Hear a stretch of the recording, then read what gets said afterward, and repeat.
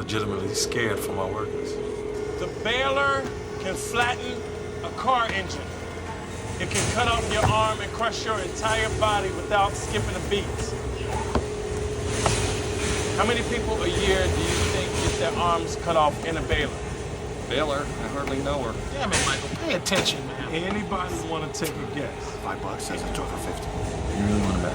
Anybody? Ever since March Madness ended, I am so bored. How many? 10 people, Michael. 10 people. Would you like to be one of them?